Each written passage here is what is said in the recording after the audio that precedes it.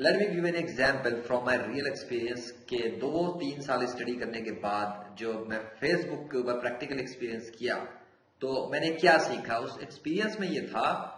कि जब आप, ये मेरी ऑब्जर्वेशन फेसबुक के ऊपर रही है, सोशल मीडिया के ऊपर फेसबुक पे, कि अमूमन क्या होता है जो सेल्स पर्सन है, मैनेजर्स हैं, प्रोडक्ट मैनेजर हैं, कुछ वो लोग जो जो चाहते हैं कि हमारी चीजें सेल हो जाए, यूजर अपनी जेब से पैसा निकाल के फेंक दे और वो परचेज कर लें, उनका प्रॉब्लम ये है कि they are like my all the time over the on the Facebook और यू विल सी कि ये मेरी प्रोडक्ट है, ये मेरी चीज है, इसको खरीद लो, इसको खरीद लो। Doesn't work. क्योंकि मैं भी जब मैं देखता हूँ कि ये मेरा प्रोडक्ट है, ये मेरा कोर्स है, ये चीज है, एक नजर उछटती भी नजर डाली और स्क्रॉल मार के आगे, अच्छा ठीक है, ओके ठीक है, नेक्स्ट नेक्स्ट नेक्स्ट नेक्स्ट। और अमूमन जो पब्लिक ऑडियंस जो है फेसबुक की, वो अमूमन स्क्रोलिंग ज्यादा कर रही होती है। मैं ऑब्जर्व कर रहा होता हूँ जो मेरे आसपास के, अब अपने लोगों में देख लो यार, जो लोग फेसबुक यूज कर रहे हो क्या करते हैं, वो लोग जो कर रहे हैं ना, उसको नोट करो,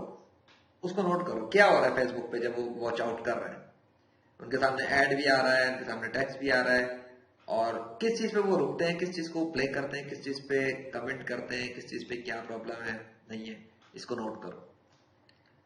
कब रिएक्ट करते हैं, तो सेल्स टाइम नहीं, अमूमन या तो लोग सवाल पोस्ट कर रहे हैं, या प्रॉब्लम्स में हैं, या उनके प्रॉब्लम्स हल नहीं हो रहे हैं, they need someone to help them out, you have to be one.